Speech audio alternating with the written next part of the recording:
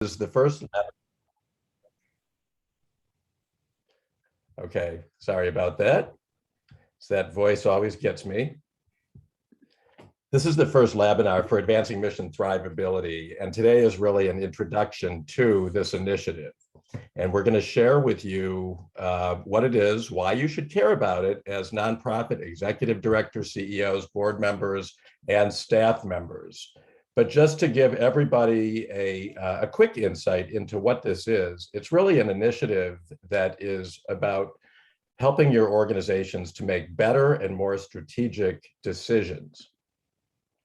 But before we jump in, just a quick definition. Some of you had joined us for our info session a few weeks ago, but if you didn't join us, just to give you a quick definition about what a Labinar is. So today we're going to be using this format, which we call a Labinar. It's a completely made up word by the Patterson Foundation that combines the engagement and interactivity of a learning lab with the virtual education of a webinar. So we've all been living in the world of Zoom for quite some time. This is not much different, but we are going to allow for some virtual education and also some interaction today. We do have a few ground rules, so I'd like to introduce Connor LaGrange, who's a fellow at the Patterson Foundation, to share these. Connor, are you there? Yes, of course. Thank you, Mike. Hi, everyone. I'm Connor LaGrange, and I'm the Patterson Foundation's fourth fellow. I always confuse that. We use a lot of acronyms and made up words like Labinar, and sometimes the acronyms just all run together. But just a few quick Zoom housekeeping rules. I know we've all been kind of virtual for the past 18 months, but just a reminder so that everything runs smooth for everyone. If you would, keep yourself muted until the question and answer session, just so that we don't have any feedback or hear any birds in the background or an ocean if you're on the beach today while you're joining us. If you do have questions during the session before the question and answer part, feel free to throw those into the chat box, and Josephine Eisenberg and myself will do our best to monitor that and get those questions to Mike and Larry throughout the session. And if possible, if you're able to, would you rename yourself with your first name and your organization's name, just so that we know who we're talking to throughout the session? You can do that a couple ways. If you're on a desktop computer, you can click the three dots next to your own face in the top right corner, and it says rename. And if you're on a mobile device, such as a tablet or a phone, you can click on participants in your toolbar and then find yourself, and you can rename yourself that way. We're so excited to have you with us here today. And Mike, I will turn it back over to you. Excellent. Thank you, Connor. All right, very important. We're going to do a quick Zoom photo. I'm going to ask Josephine Eisenberg from the Patterson Foundation to help us out with this. So I will get us out of this view and back into our screen share, out of screen share mode. And Josephine, I'll let you take a picture. Hi, good morning, everyone. So give me a couple of seconds to set up. If your video is off and you feel like coming on just momentarily so we can get everyone's faces, we would love it, but understand if you don't want to turn it on. I'm going to give you a prompt and say smile and hold, and I'll take two photos. I'll say smile and hold, relax, and then I'll do it again, and then we'll be done. Okay, so here we go. Everybody make sure we're good. Smile, sit up straight, and hold. Perfect. And one more time, relax, and now smile again. Here we go. Got it. Thank you so much. Thank you, Josephine. Okay, we'll go back into our slideshow mode and continue with our agenda for this morning. So why are we here? So Advancing Mission Thrivability is an initiative that's, as I said earlier, is really intended to help your organizations and your teams make some better decisions. And we're going to do that by helping you look at a few different lenses. One is applying what we call a mission-centric lens to help guide what you do. And then also overlaying on top of that, an economically informed lens. And we'll share more about that just in terms of what we mean. But ultimately, this initiative is really about providing some rigor and discipline to help you strengthen that decision-making process. So this is an action-packed session. We've got a lot to cover. We'll just briefly do some introductions, set some context, and then we're going to share with you two tools that you can use within your organizations for better strategic decision-making. One is something that we call the Cope, Adapt, and Innovate lens, and the other is this mission-centric decision-making lens. And then we'll spend a few minutes at the end talking about what's next. So, Josephine, I'm going to have you introduce just the first poll question. We have a lighthearted poll question to kick things off today. Josephine, I'll let you go ahead. Great. So everyone should be able to see the poll question. It's almost Halloween. What's your favorite sweet treat? If you've not used the poll before, just click on the answer that's your favorite. Candy Peeps is it, and candy apples are tied. And I'll give you a couple more seconds. I love this question. And here we go. It looks like Kit Kats, Hershey bars, and M&Ms are the winners for today. Okay, I called that one. Chocolate would be did. the winner with, I guess, candy corn is a distant second, followed by candy apples. I never quite understand those red, gooey, kind of goofy looking apples. And then, of course, we've got a couple of folks who said they don't like Halloween or candy. That's always a fun one. And then we've got one or two with Peeps, and last but not least, the good and plenties. Okay, well, thank you everybody for sharing. Halloween is not far away, and I'm certainly looking forward to it. Okay, just by way of very brief introductions, my name is Michael Oxman. I'm one of the managing partners and principals in a consulting practice called No Margin, No Mission. I'm zooming in today from Chicago, so delighted to join you. And my partner in crime is that guy named Larry Clark, who I think is going to wave and say hello. Hi, everybody. Larry Clark, the other managing partner, and I am zooming in from Tacoma today, maybe the farthest away from everyone, and I'll get a chance to talk a bit later. All right, thank you, Larry. For those of you who don't know us, No Margin, No Mission helps nonprofits become stronger and more thrivable. And we really do it through a couple of ways, one of which is looking for ways to identify mission impact, and also by helping organizations boost their revenue. But we're ultimately all about thrivability and helping nonprofits be stronger. We've had the good fortune of partnering with the Patterson Foundation for about 8 years. And from the Patterson Foundation today, we have a crew with us, Michael Corley, who's the Senior Consultant for Administration. I think Michael will wave and say hello. You just met Connor LaGrange a moment ago. He is one of the fellows with the Patterson Foundation. Also joining us is the newest member of our team, Michael Zimmerman, a fellow from the Patterson Foundation. And last but certainly not least, Josephine Eisenberg, who you've met. And Josephine, of course, is responsible for handling all the initiative support. And we couldn't do this without her. So thanks to our crew from the Patterson Foundation. And of course, we don't want to forget Alexander Miles Thrivemore. Again, if you were with us for the info session, he is our mascot. Of course, he's an emoji, but we do rely on him to be our chief Thrivability mascot. You'll see him pop up in various places during today's session. The Patterson Foundation, whom you all have, I believe, had interactions with in the past, especially from the Giving Challenge, is all about strengthening the efforts of people, organizations, and community in our 4-county region. And they are solely responsible for so many initiatives, not the least of which include Digital Access for All, Suncoast Campaign for Grade Level Reading, and Patriot Plaza.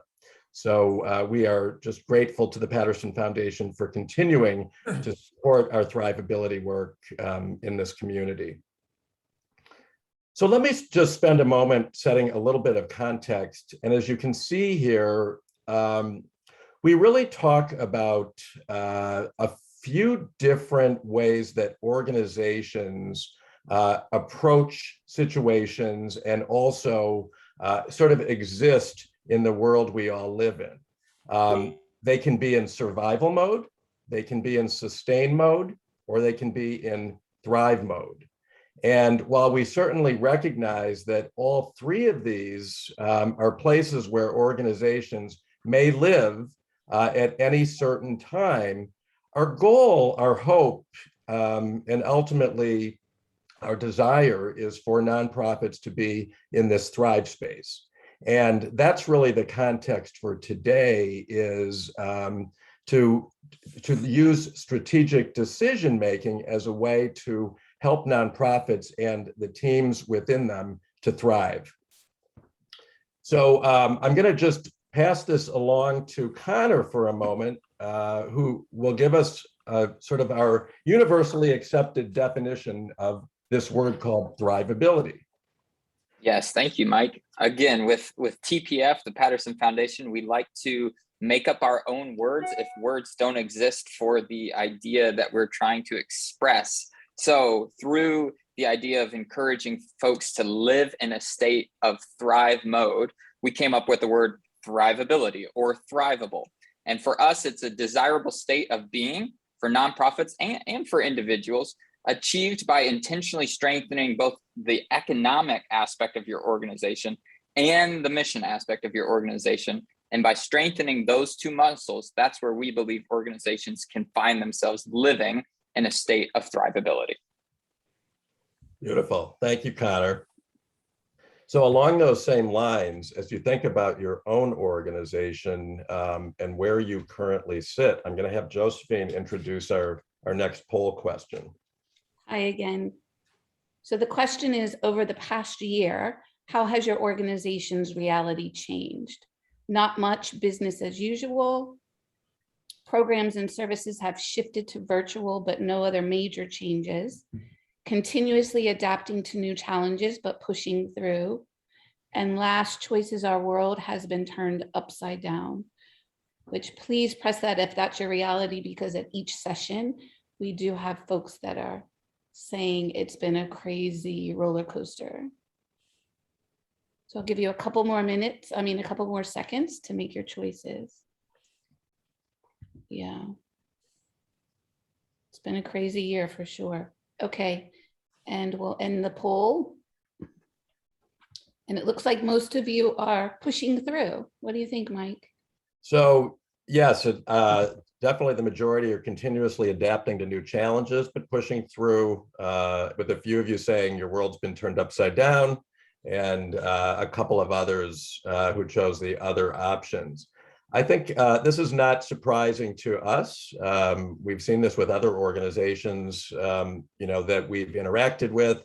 And I think that the good news here is that for most of your organizations, you have been able to adapt and continue to do the good work that you do.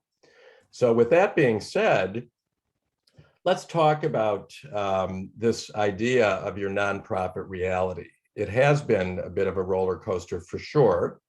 And ultimately, situations can change. They can change daily, weekly, monthly, even minute by minute and hour to hour. So what we'd like to do is to just introduce this idea about how can we think about and make decisions as we continue to navigate both now and into the future, and provide a bit more of a framework to help you think about that. So let us share with you a lens, and it's probably intuitive for everybody, but not necessarily something that you think about in your day-to-day decision-making within your organization. So we just call this continuum cope, adapt, and innovate. And let me explain a little bit about this as a lens through which to look at your own organization, and then start thinking about it as it applies to decision making. So it is it's just a natural continuum that we go through during challenging times, during times of crisis, and just oftentimes sort of during the day-to-day tumult that we have within our organizations. And we totally recognize that where you are in this continuum of cope, adapt, and innovate, it just may change depending on the day and the minute and the hour. And also we recognize that the movement through these phases will differ for each organization and for individuals within your teams. But again, recognizing that we're living in this continuum of cope, adapt, and innovate is something that we believe is important and quite helpful. So let's just kind of break this down a little bit. So when we talk about cope, it's really dealing with the challenges and making decisions so that you can regain or maintain some stability, both as individuals and within organizations. And then presumably, once you've been in cope, the goal would be to move to this phase of the continuum called adapt. And naturally, as you're doing that, you're going to make adjustments and refinements so that your productivity returns and continues within your organization. And ultimately, where you want to get to is this innovate phase of the continuum, which is about finding new ways to operate and deliver programs and services and products within your nonprofit. And even just thinking back to the Zoom poll that we took a moment ago, 70-some% of you said you've been able to push through. And you've been able to push through likely because you were in either these adapt or these innovate stages of the continuum. So that's a good thing.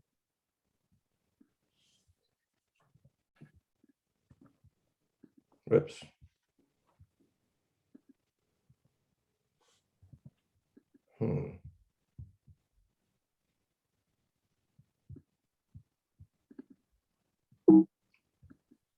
Looks like my screen is stuck. All right, well, let's see. I'm going to stop my screen share for a minute and go back in, so bear with me. Okay. All right, so Josephine, I'm going to have you introduce the next Zoom poll. Yep, here I am. We're talking about cope, adapt, and innovate. So this question is following up from what Mike was just sharing. Where are you now on the continuum? Cope, adapt, innovate, somewhere between cope and adapt, or somewhere between adapt and innovate?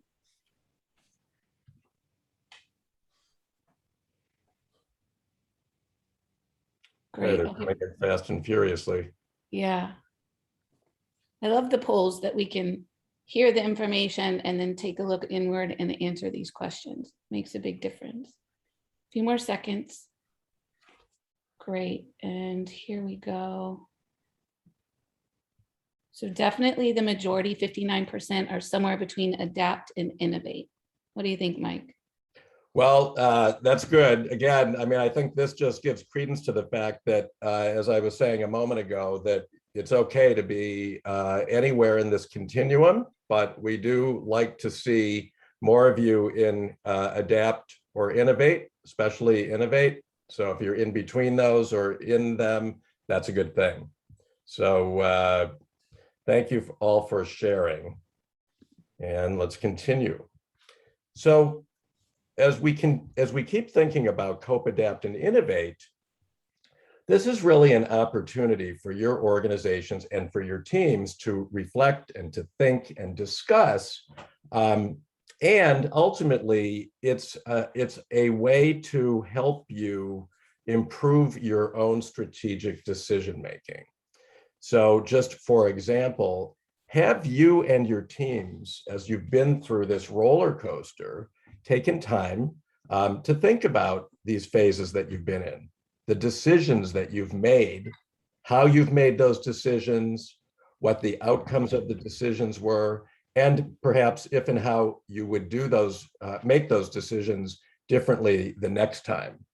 And if you haven't done that, it's a really good exercise to go through, because remember, especially when you're in that cope and or adapt phase of the continuum, oftentimes you're making decisions quickly and you don't necessarily have the luxury of time to think things through. So let's just look at cope, for example, some questions to think about. When you were in that cope phase, you were likely challenged. It may have been at the start of the pandemic. It may have been in the middle of it. It could even be now. But some questions to think about. How did your organization cope? What decisions were made quickly? Who was involved in the decisions? Did you make them as solely as a CEO or executive director? Did you involve staff? Or did you bring board into those decisions? And importantly, when you were making those decisions, were they mission aligned? Sometimes in the heat of the moment, decisions are made for other reasons, and that's a good thing to reflect on and think about. So we're asking these questions. This is going to be a team assignment after today's webinar, and you are going to get a handout after today that will allow you to sort of frame these questions and think about them. Same thing as you move into that adapt phase of the continuum. So nonprofit organizations made quick changes, began to adjust, presumably. Again, whenever this sort of adapt phase occurred. So what changes have you made to continue providing your services? Were there services that stopped? And a good question to think about is whether they stopped or you made changes. Are those changes permanent? Have you brought back things that you discontinued or not? And ultimately, what has the response been? So again, this is a team assignment, some questions that you'll think about after today's webinar, and these will also be included on that worksheet. And then lastly, this innovate phase of the continuum, which again, many of you said you're well into this innovate stage, but presumably in innovate, new models, new ways of doing emerged to operate and help deliver services to your stakeholders. So really thinking about how has your organization innovated over the past 18 months? Are you reaching new people? And importantly, is the innovation mission aligned? So again, this will be a team assignment after the webinar, and you'll be able to really think about this using that worksheet that we provide. So let me just pause for a moment and ask the group if you have any questions about cope, adapt, innovate, or any comments to share. And if you do, feel free to note them in the chat box, and one of our TPF team members will call them out just so we can address them. Anybody, any questions, Josephine, in the chat box? Not yet. Okay.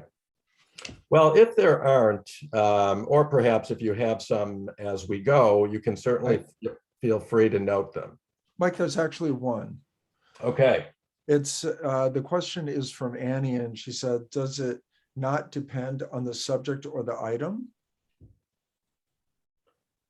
So cope, adapt, and innovate is a continuum that really can apply, to any organization, anytime, anywhere. It really, it doesn't discriminate. So I guess to your question, it may be different depending on the subject or the item, but the concept, the continuum, this sort of framework that I just shared really does apply regardless. So it's a good question.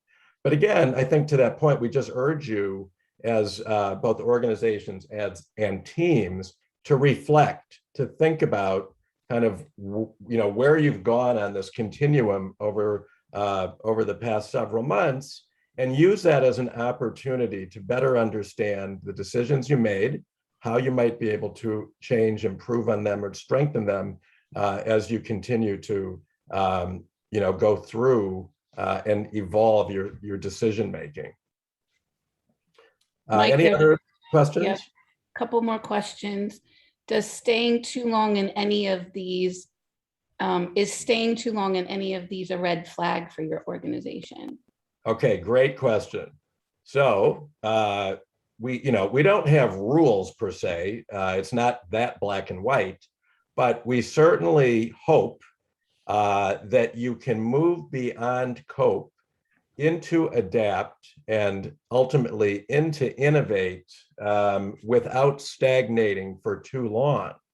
Remember, the goal is to figure out ways to be better, stronger, and more thrivable. So if you are stuck in cope for too long, it's probably a good idea to bring your team together, brainstorm, and figure out ways to move out and beyond.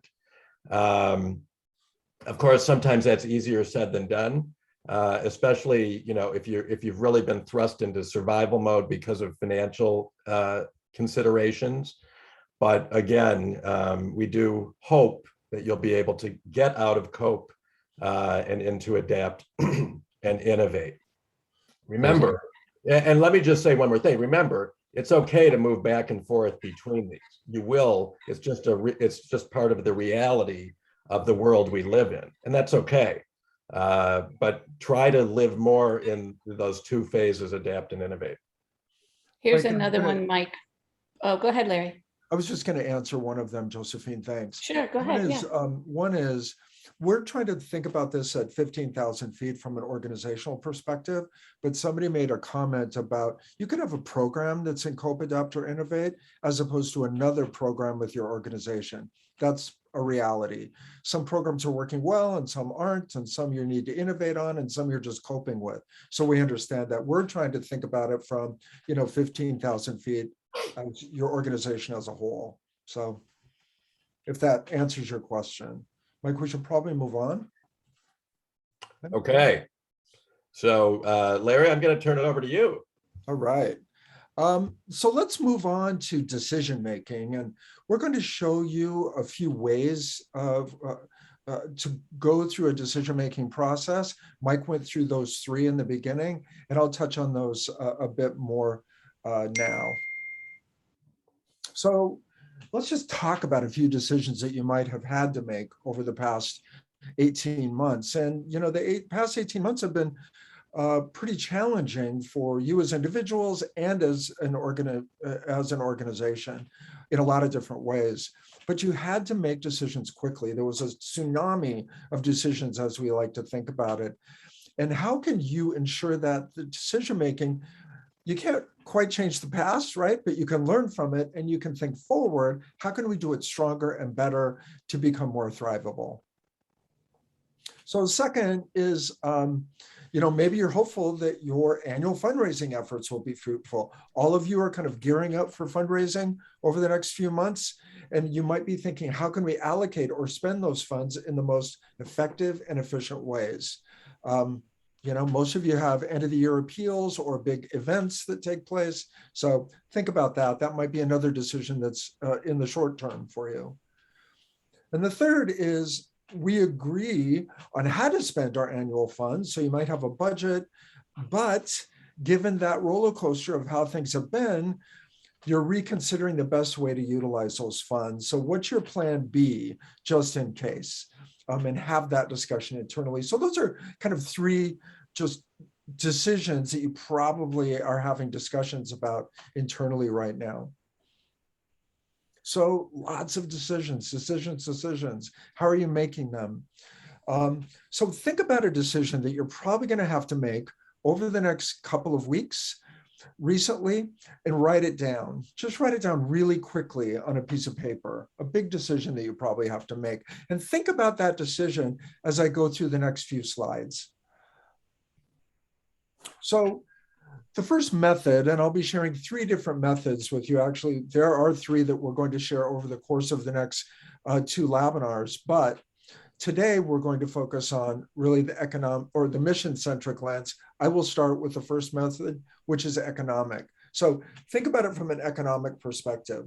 You have to reduce your budget by $100,000, understanding that some of your organizations might not have a budget of $100,000. You might be, so use whatever number comes in your mind. I'll use 100,000. So the dollars are really kind of driving that decision-making that you have to, we have to cut 100,000, where are we going to cut it from? So you think about your marketing budgets or your communication budgets or kind of those outreach budgets, the things that are easy in your mind to cut quickly and save some resources. So you maybe have to eliminate some costly programs or services that you're providing, or maybe you'll have to reduce your staff, maybe consultants, or maybe all of you will have to take a cut in pay if you have staff on board. So that's the first method, thinking about it from solely an economic lens. The second is thinking about it from a mission-centric lens. So you still have to cut $100,000 or whatever that number was in your head, but you're looking at the mission impact, and that's really guiding your decisions along the way. So you're thinking about it from your programs, services, and products, and you're cutting it based on how many people are we reaching based on that program or that service, or how many animals are we treating, or whatever your organization is focused on as a mission. You're looking at where are we getting the biggest bang for our dollars, and if we have to cut, you're looking at the programs that maybe aren't delivering on mission as well as they should be, and those will be the first to go. So it's mission-focused lens. And the third is really kind of bringing them both together. What does that look like? How do you kind of bring them both together, thinking about the economics of it and which ones are delivering the highest mission impact? And we'll focus on one of those methods now, and I'll kind of walk through that process. So we're going to focus on the mission-centric decision-making. And this will be part of your assignment as you move forward, and you'll get a handout after the session. But it's thinking about it from that mission-centric lens. So the first approach and method is you have to clearly have described and articulated your mission statement. All of you have a mission statement. Probably all of you have them up on a website if you have a website. Hopefully you have a vision statement too, but you definitely have a mission statement about what are you about as an organization. And I'll give you an example, and I'll kind of carry this example through the next few slides. So let's think about Meals on Wheels, and I don't believe we have a Meals on Wheels on the call today, so that's probably a good example. But their mission statement is to assist individuals to live independently by providing nutrition and caring supportive services. So that's a Meals on Wheels mission statement. Make sure you have one. So as we think about the goals, then you have all your programs and your services that you have, and you have some goals, those mission impact goals as an organization. So they could be how many people are we reaching? How many meals are we serving? How many animals are we treating? Whatever those goals might be. And Meals on Wheels, I'll use their example, their goals, which was part of their budgeting process, was we're going to do 2,000 home delivered meals as one of their goals. We're going to provide services in our food bank to 3,100 families.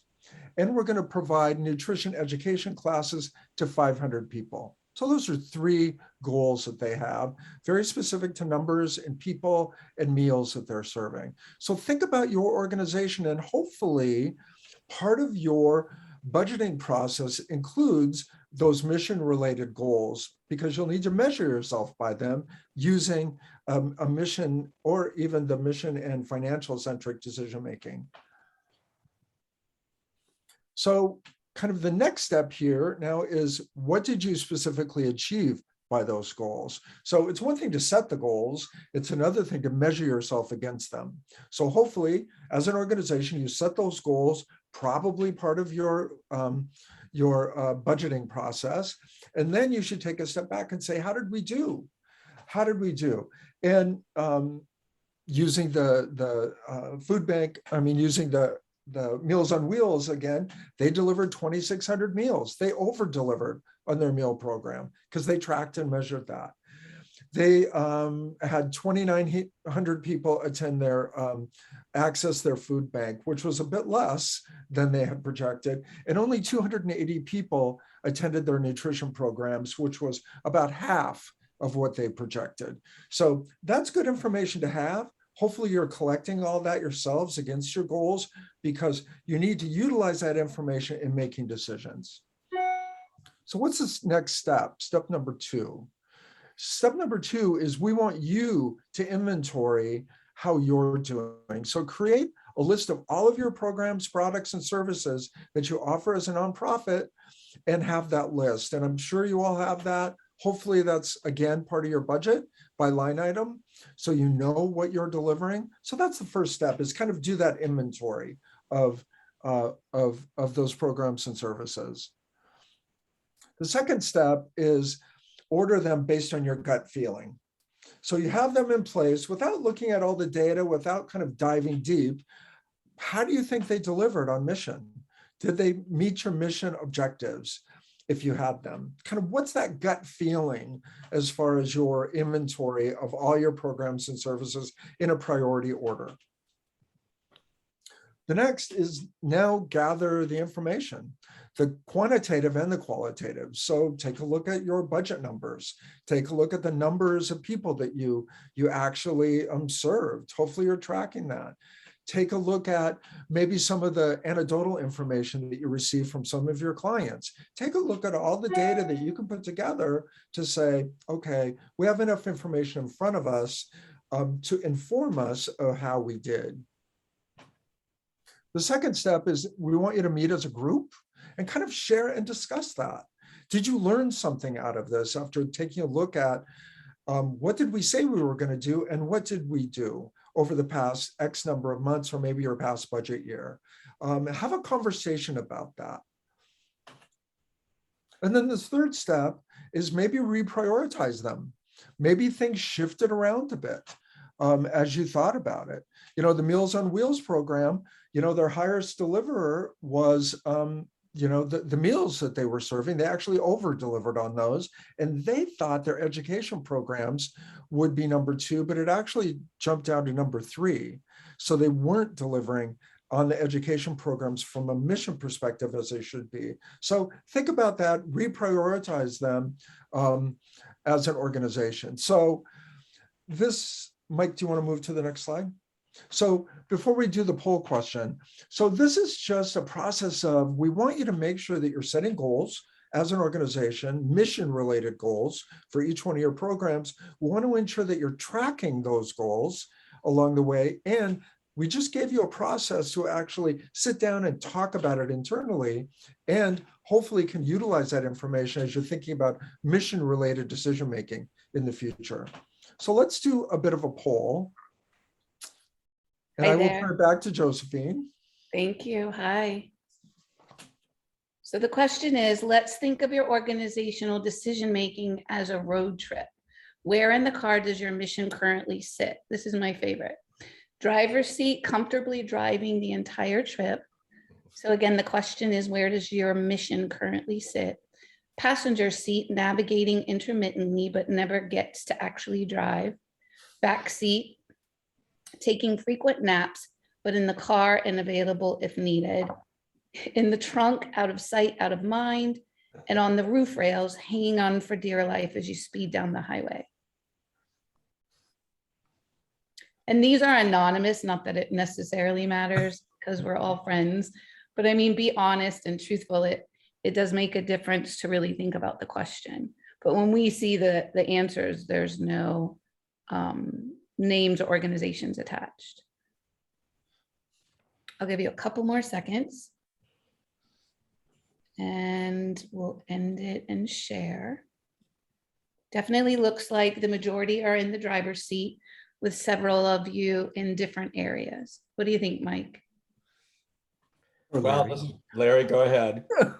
I think you guys are doing great. I mean, there's a couple of you that are kind of down there trying to make sure the mission is still important and keeping it in the forefront. But most of you, it's either driving your organization or it's right there to grab the wheel, just in case. And, granted, a lot has happened over the past 18 months. So, and we see this mix in just about every organization that we work with. So thank you all for taking that poll. What we would like to do now is open it up for questions around mission-centric decision-making. So does anyone have a question or two about kind of thinking about your mission, using it in a decision-making process?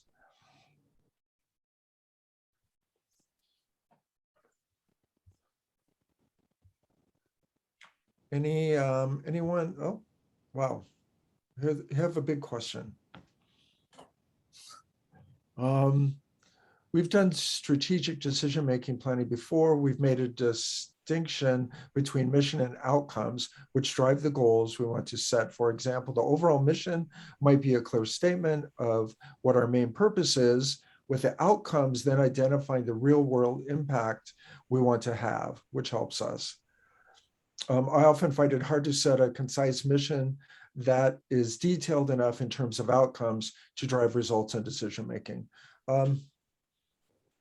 It's probably true, right? I mean, your mission statement is pretty broad. It should be pretty broad. And then your programs actually detail it out of how you, on the ground, meet that mission. And those programs on the ground would then have those outcomes or goals, the outcomes against the goals that you have. So I guess we would agree with you. Next question is, how general can a mission statement be? Aspirations versus actual? Good question.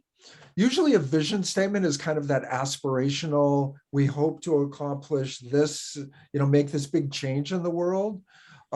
Actual, it should pretty much state, this is how we're doing it. This is our role as an organization in helping accomplish whatever that aspirational vision is. So, again, it's soft, it's a little mushy as far as aspiration versus actual.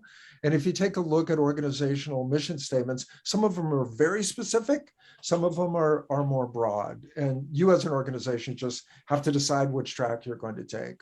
But Larry, there is a question.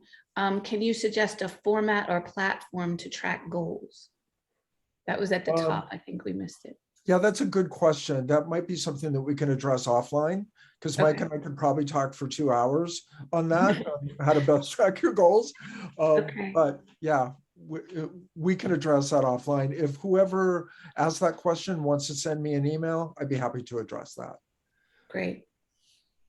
Yeah, and I think, when it comes to tracking goals, whether it's collecting information that is hard data, or as Larry said, qualitative and more anecdotal, there's room for both of those.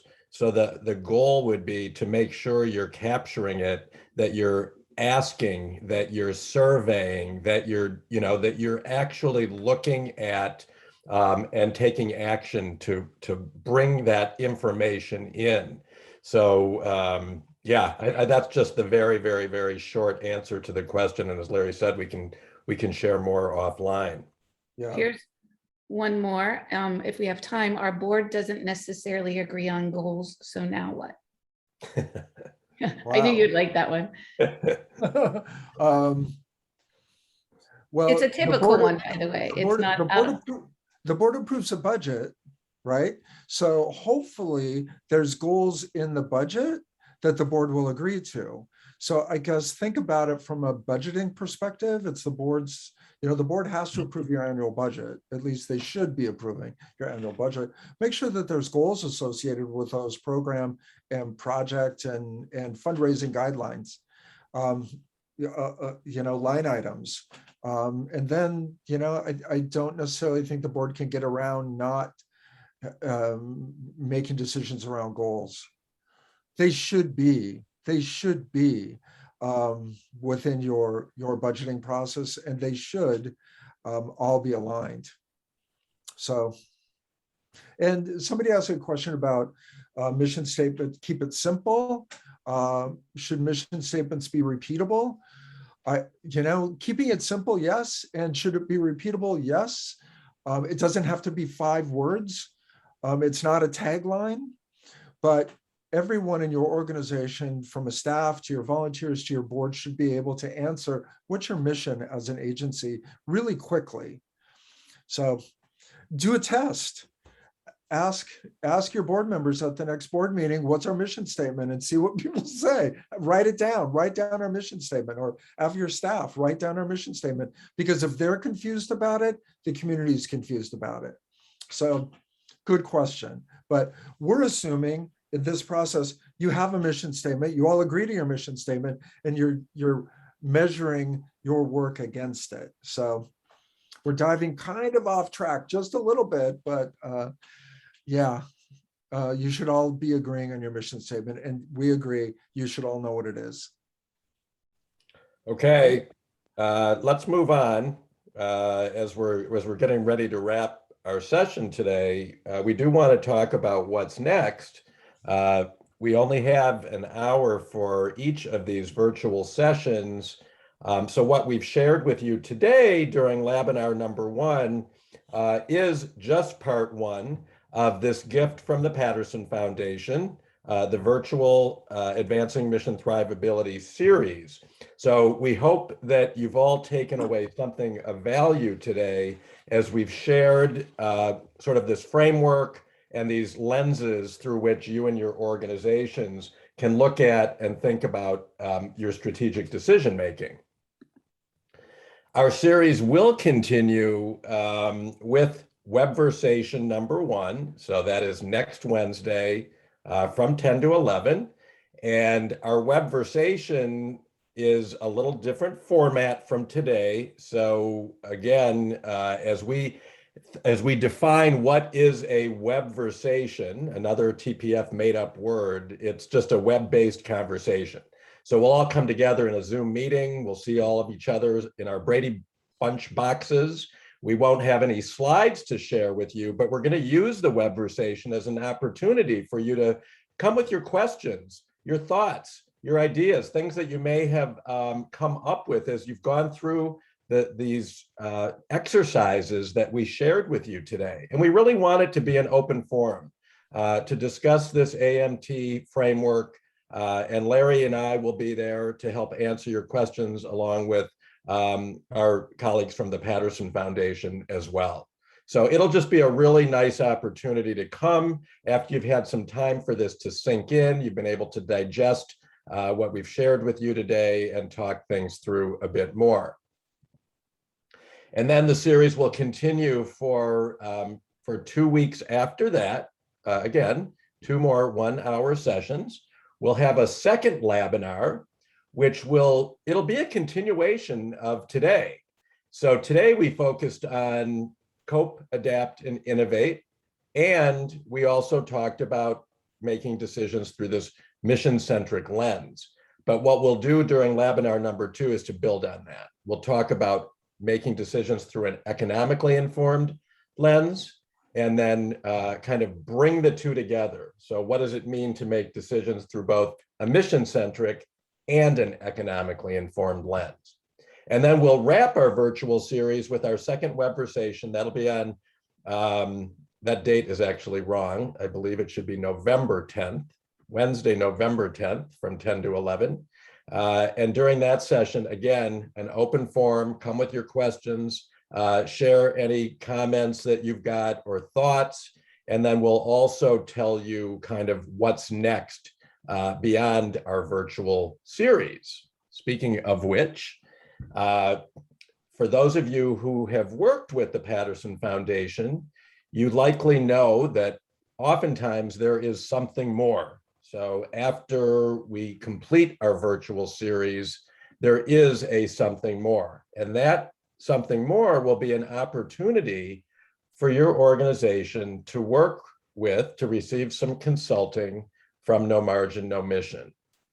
And we'll be offering that up to organizations that have and share with us kind of their demonstrated need, their interest and their readiness to delve deeper into this work.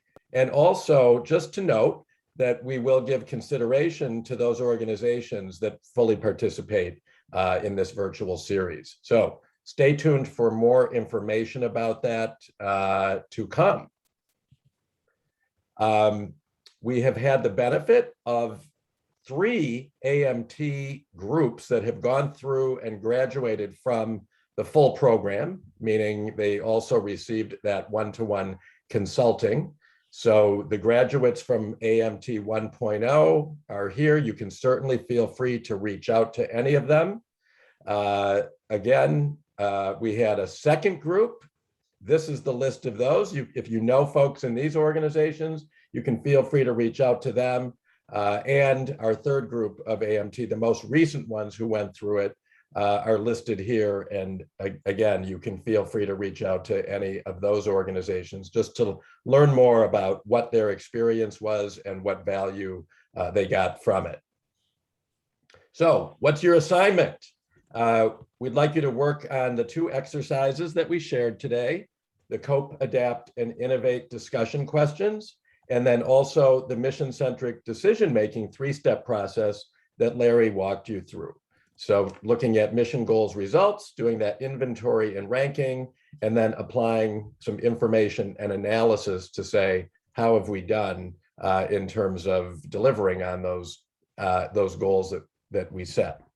And again, as we said earlier, a handout will be provided following today's session. So work on those 2 exercises with your team. Please come with questions and comments to the Webversation next week.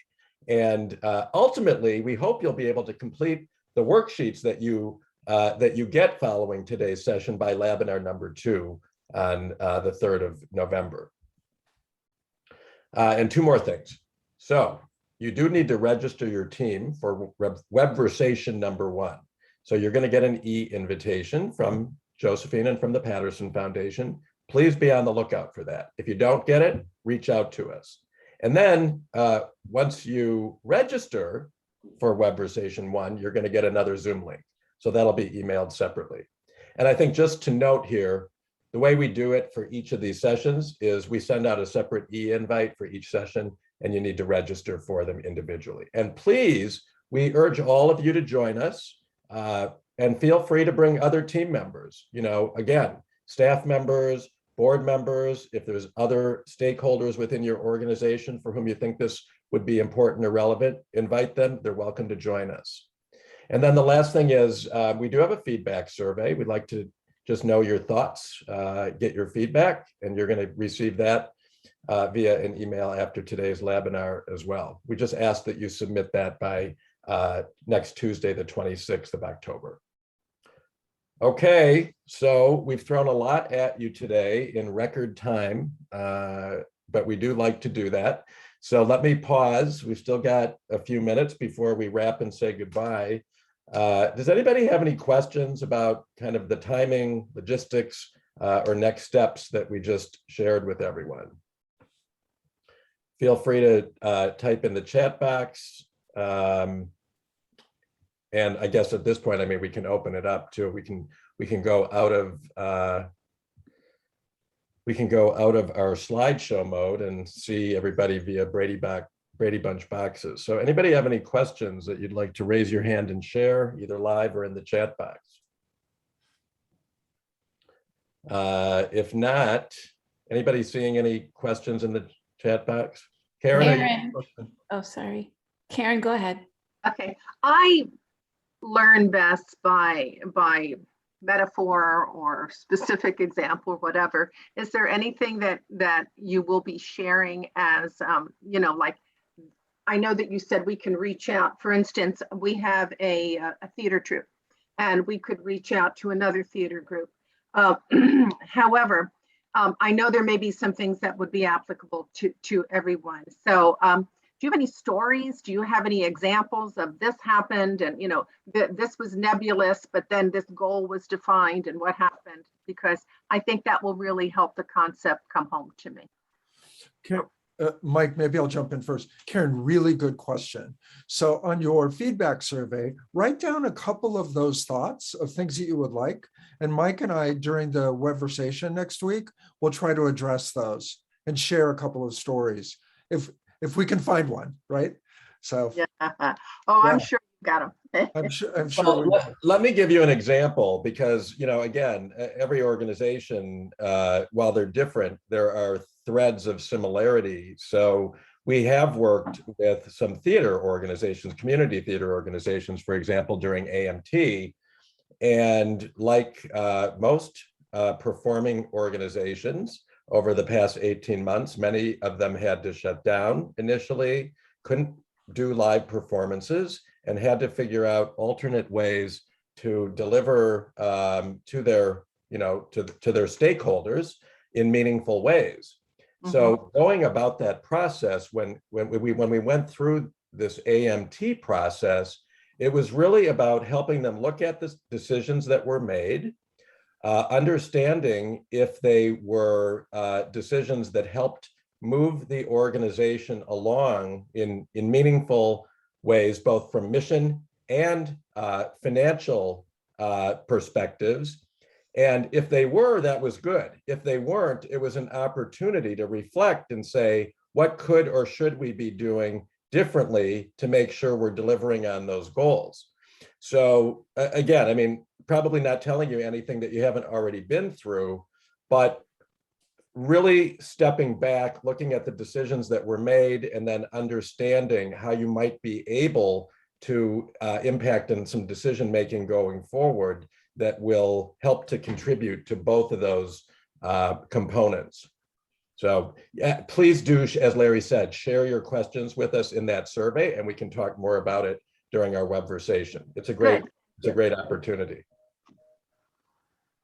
Anybody else have any parting comments, questions, or thoughts? If not, we are at the bewitching hour. We want to be respectful of everybody's time. So please, if you do have questions, email them, or I'm sorry, put them into the survey, and we'll see you during webversation #1 next week. All right. Thanks, everybody. Delighted to have you here with us today, and we'll see you soon. Bye-bye. Bye. Thank you.